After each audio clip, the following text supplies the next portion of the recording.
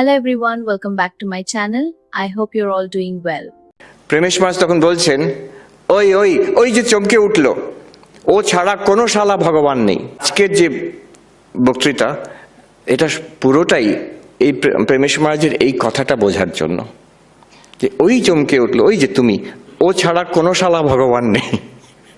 This is same as the Vedanta mahavakya. এইটারই বিচার। বেদান্ত বিস্তৃত, সমগ্র বেদান্ত কত উপনিষদ আছে, উপনিষদ, তারপরে গীতা, তারপরে ব্রহ্মসূত্র, তারপরে উপনিষদ গীতা ব্রহ্মসূত্রের ওপরে শঙ্করাচার্যের ভাষ্য। আজকে মূলত আমরা অদ্বৈত বেদান্তের কথাই বলছি। অদ্বৈত বেদান্তের গ্রন্থই কত বিস্তারিত, ভাষ্য, ভাষ্যর ওপরে টিকা টিপ্পণী, তারপরে কত প্রকরণ গ্রন্থ, বিবেক চূড়ামণি আছে, অপরোক্ষ অনুভূতি আছে, পঞ্চদশী, দৃগ্দৃশ্য বিবেক, কত কত বই আছে। তার মধ্যে কত বিচার, কঠিন কঠিন বই, অদ্বৈত সিদ্ধি, চিৎসুখী, খণ্ডন খণ্ড খাদ্য, কত কঠিন কঠিন বই বিচার আছে। তো এই নিয়ে প্রশ্ন। গম্ভীর মহারাজ তো খুব স্বল্পভাষী, এনি কোয়েশ্চেন্স, চোখ বন্ধ করে বসে থাকতেন। পুরো আমাকে ভিভিড বর্ণনা দিয়েছেন সেই মহারাজ।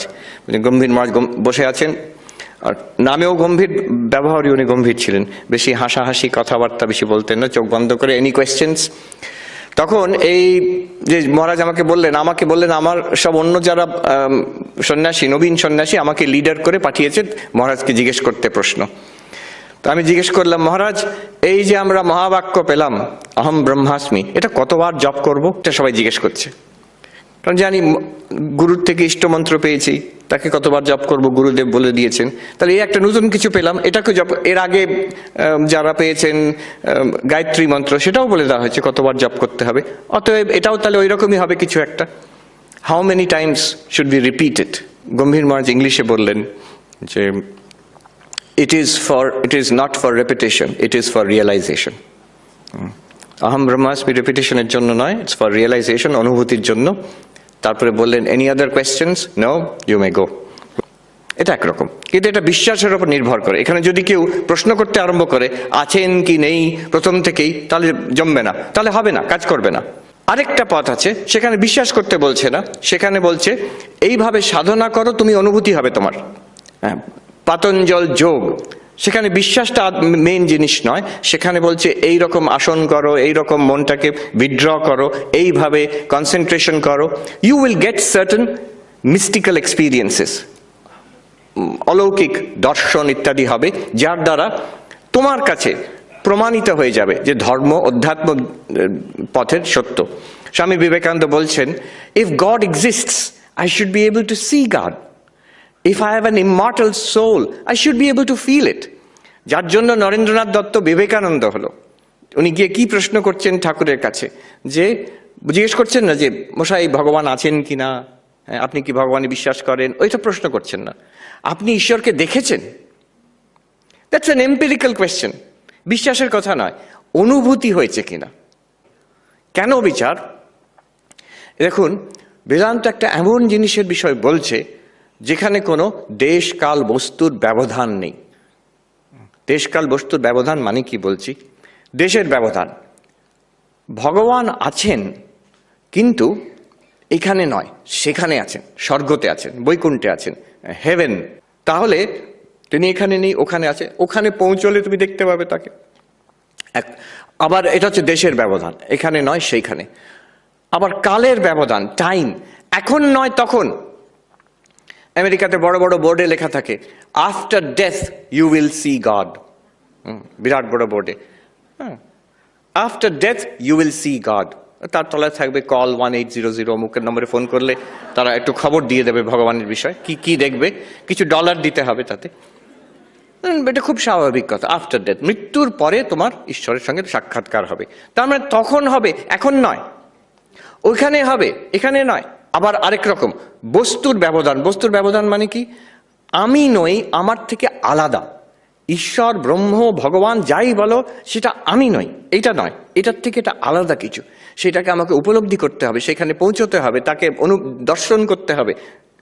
আমার থেকে আলাদা, যেখানে আমার থেকে আলাদা অন্য সময় অন্য কালে, সেটা এখন যদি বলে কেন আমার অনুভব হচ্ছে না, পরিষ্কার কথা, যেহেতু সেটা সেখানে আছে, তুমি এখানে আছো, তুমি সেটা মৃত্যুর পরে আছে, তুমি এখনো বেঁচে আছো, সেটা ভগবান আলাদা তোমার থেকে, তুমি নও। কিন্তু যেখানে অদ্বৈত বেদান্ত বলছে দেশ কাল বস্তুর ব্যবধান নেই, যে কথা আমরা বলতে চাইছি ব্রহ্ম সচ্চিদানন্দ, সেটা এইখানেই আছে, সর্বত্র আছে, তার মানে এখানে আছে, এখানে এখন, আর এখনই আছে, নট শুধু তখন নয়, এখনই আছে। আর বস্তুর ব্যবধান নেই, সেটা তুমি। ওই যে প্রেমেশ মহারাজ বললেন, ওই ছাড়া কোনো শালা ভগবান নেই। এখন যদি আমি হই, এইখানেই হই, এখনই হই, সঙ্গে সঙ্গে আমাদের প্রশ্ন উঠবে যে আমার কেন অনুভব হচ্ছে না, তাহলে আমি কেন বুঝতে পারছি না? আমি যদি ভগবানই হই, আমি যদি ব্রহ্মই হই, তাহলে আমি বুঝতে পারছি না কেন? দেখবেন ধর্ম জীবনে, অধ্যাত্ম জীবনে এই দুরকম হয়। Religions of the world can be classified into these two categories, tat R twam. একটা হচ্ছে ঈশ্বর কেন্দ্রিক, তৎ কেন্দ্রিক, আরেকটা হচ্ছে ত্বম কেন্দ্রিক, সেলফ এনকোয়ারি বেসড। জীব কেন্দ্রিক একটা, আরেকটা ঈশ্বর কেন্দ্রিক। দুরকম ধর্ম হয়। আমি মানে কি বলছি, দেখুন কিছু ধর্ম আছে যার সেন্টার হচ্ছে ভগবান, it's a search for god. যেমন ক্রিশ্চিয়ানিটি, ইসলাম, জুডাইজম, হিন্দু ধর্মে তো অনেক এরকম আছে। শাক্ত যারা বৈষ্ণব, যারা শৈব। ক্রিশ্চিয়ানিটির সেন্টার কি? God, father in heaven. ইসলামের সেন্টার কোর কি? আল্লাহ, হোবা। জুডাইজমে, শৈবিজমে শিব, শাক্ত পথে হচ্ছে দেবী, বৈষ্ণব পথে Narayan, Vishnu. God, basically a God centred religion. এখন পাশ্চাত্য দেশে এইরকম ধর্মই আছে, এছাড়া কিছু বোঝে না, যেহেতু ইট ওয়াজ হেভিলি ক্রিশ্চিয়ান। তো রিলিজন তো গড সেন্টারই হবে, আর কি হবে? না, আরেক রকম রিলিজন আছে যেটা আমরা ভারতবর্ষে খুবই ভালো করে বুঝি প্রাচীন সময় থেকে। ভাবুন বৌদ্ধ ধর্ম, কোনো গড সেন্ট্রিসিজম নেই সেখানে, ঈশ্বরের কথাই নেই সেখানে, ঈশ্বরের বিষয়ে মৌন থাকছেন, অ্যাগনস্টিক অ্যাবাউট গড। তাহলে কি বৌদ্ধ ধর্ম কি নিয়ে?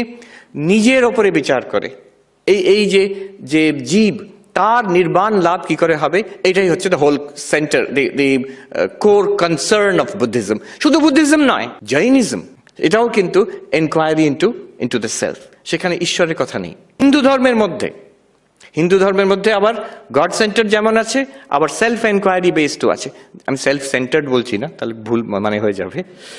সেলফ এনকোয়ারি বেসডও আছে, যেমন সাংখ্য দর্শন, সেখানে ঈশ্বরের কথাই নেই।